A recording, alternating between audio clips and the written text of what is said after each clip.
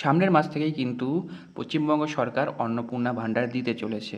আর যাদের লক্ষ্মীর ভাণ্ডার ছিল, লক্ষ্মীর ভাণ্ডার যে অ্যাকাউন্টে ঢুকতো সেই অ্যাকাউন্টে এখানে অন্নপূর্ণা ভাণ্ডার ঢুকতে চলেছে। তো দেখুন, লক্ষ্মীর ভাণ্ডার কিন্তু এখানে অ্যাকাউন্টে দেওয়া হতো, যে অ্যাকাউন্টটি দিয়ে আপনি লক্ষ্মীর ভাণ্ডারে অ্যাপ্লাই করেছিলেন সেই অ্যাকাউন্টেই কিন্তু এখানে ঢুকতো টাকাটি। কিন্তু এখানে বলা হচ্ছে নতুন সরকার যে অন্নপূর্ণা ভাণ্ডারটি দিচ্ছে সেটি হলো আধার কার্ডের মাধ্যমে দিচ্ছে। আপনার আধার কার্ডের সাথে যে ব্যাংকটির লিঙ্ক, মানে ডিবিটির লিঙ্ক, যেটাকে বলা হয় আধার সিডিং, ঠিক আছে, সেই আধার সিডিং যেই ব্যাংকটির সাথে করা রয়েছে সেই ব্যাংকেই এই টাকাটি ঢুকতে চলেছে। তো আপনাদের মধ্যে অনেক প্রশ্ন থাকতে পারে, আপনার ব্যাংকটির সাথে কি আদৌ আপনার আধারটির সিডিং মানে আধারটির লিঙ্ক, ডিবিটি লিঙ্ক করা আছে কি না সেটি আপনারা জানতে চান, অথবা কোন ব্যাংকের সাথে আপনার লিঙ্ক করা রয়েছে। আপনার হয়তো 2-3টে ব্যাংক থাকতে পারে, তার মধ্যে কোন ব্যাংকটির এখানে লিঙ্ক করা রয়েছে ডিবিটি লিঙ্ক, সেটি আমি আজকে এই ভিডিওতে আপনাদেরকে দেখাবো। আর যদি আপনার ব্যাংকের অ্যাকাউন্টের সাথে আধার লিঙ্ক মানে ডিবিটি লিঙ্ক যেটাকে বলা হয় সেটা করা নেই, তাহলে আপনাদেরকে কী করণীয়, কীভাবে সেটিকে আপনারা চেক করবেন, সম্পূর্ণ আজকের এই ভিডিওতে আপনাদেরকে দেখাবো একটি মোবাইলের মাধ্যমে। আপনাদেরকে কিছুই করতে হবে না।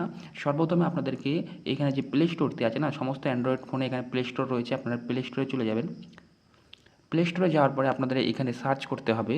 এখানে সার্চ বাটনে ক্লিক করে আপনারা এখানে সার্চ করবেন এম আধার, ঠিক আছে, এম আধার লিখে আপনারা যখনই সার্চ করবেন না, এই অ্যাপটি আপনাদের এখানে চলে আসবে, দেখতে পাচ্ছেন এখানে এম আধার, ঠিক আছে। আমি এখানে ইনস্টল করে রেখেছি, আমি এখানে এম আধার অ্যাপটিকে ইনস্টল করে রয়েছি। আমি জাস্ট ওপেন করব, ওপেন করার পর আপনাদের এখানে লগ ইন করতে হবে।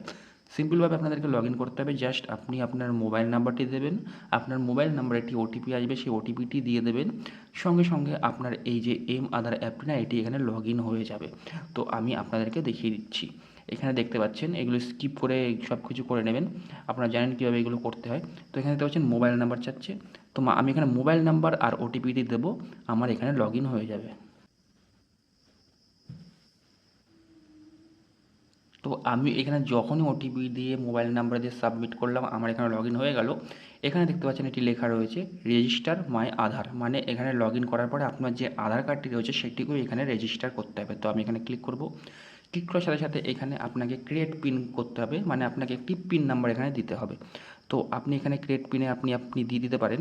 তো আমি এখানে 9647 দিলাম। তো আপনাকে এখানে ক্রিয়েট পিন করার পরে আবার কনফার্ম পিনও আপনাকে করতে হবে, মানে back to back same pin আপনাকে দুবার দিতে হবে। দেওয়ার পরে এখানে এরকম ইন্টারফেস চলে আসবে। তো সর্বপ্রথম দেখতে পাচ্ছেন এখানে আধার নাম্বার চাচ্ছে, এখানটায় আধার নাম্বার চাচ্ছে, আর নিচে চাচ্ছে এখানে capture code, enter security capture code. তো এখানে 7007 যেটি লেখা রয়েছে সেটি আমরা এখানে লিখে দেবো, আর ওপরে আধার কার্ড নাম্বারটি দিয়ে দেবো। তো আমি এখানে আধার কার্ড নাম্বার দিয়ে যখনই এখানে কন্টিনিউ করলাম, এখানে দেখতে পাচ্ছেন একটি ওটিপি যাচ্ছে। এই ওটিপিটি আপনার আধার কার্ডের সাথে যে মোবাইল নাম্বারটি লিঙ্ক রয়েছে সেই মোবাইল নাম্বারে কিন্তু ওটিপিটি আসবে। তো আপনারা এখানে আবার ওটিপিটি দিয়ে দেবেন। তো ওটিপি দিয়ে সাবমিট করার পরে এখানে আপনারা দেখতে পাচ্ছেন আমার যে আধারটি আছে সেই আধারটি কিন্তু এখানে রেজিস্টার হয়ে গেছে। আপনারা ঠিক এইভাবে এখানে আধারটি রেজিস্টার করে নেবেন।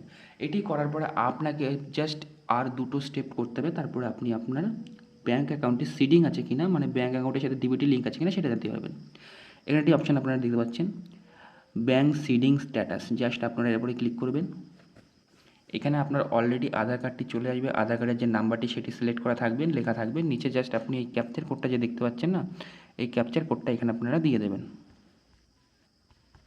দেওয়ার পর এখানে রিকোয়েস্ট ওটিপিতে ক্লিক করবেন।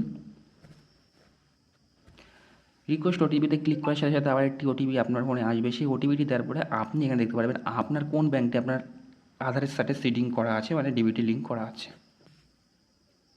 দেখতে পাচ্ছেন আমি ওটিপি দিয়ে এখানে সাবমিট করে দিয়েছি। আর এখানে আপনারা দেখতে পাচ্ছেন এখানে আমার কিন্তু অলরেডি আধার সিডিং করা রয়েছে, ম্যাপিং যেটাকে বলা হয়, ম্যাপিং বলা হয়, আধার সিডিং বলা হয়, প্লাস এখানে ডিবিটি লিঙ্কও এটিকে বলা হয়। এখানে দেখতে পাচ্ছেন, ঠিক আছে না, স্টেট ব্যাঙ্কের সাথে আমার স্টেট ব্যাঙ্কের সাথে লিঙ্ক করা আছে। আমার কিন্তু 3টে ব্যাঙ্ক রয়েছে, তার মধ্যে স্টেট ব্যাঙ্ক এখানে শো করছে, মানে স্টেট ব্যাঙ্কের সাথে ডিবিটি লিঙ্ক করা রয়েছে। কোনো রকম সরকার প্রকল্পের টাকা কিন্তু আমার এখানে স্টেট ব্যাঙ্কে আসবে, ঠিক আছে না, যদি আধার কার্ডের মাধ্যমে পাঠানো হয়।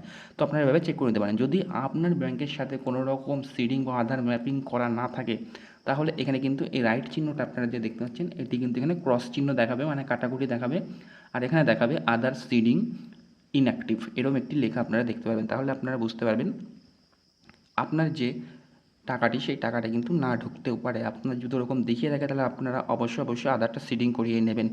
আমি আপনাদেরকে নেক্সট ভিডিওতে অবশ্যই দেখাবো কীভাবে আপনারা আপনার ফোনটি দিয়ে আধার সিডিং বা ডিবিটি লিঙ্ক করবেন। তো চ্যানেলটিকে অবশ্যই সাবস্ক্রাইব করে পাশে থাকবেন। তো চলুন দেখা হচ্ছে নেক্সট ভিডিওতে। সবাইকে বাই বাই এন্ড টাটা।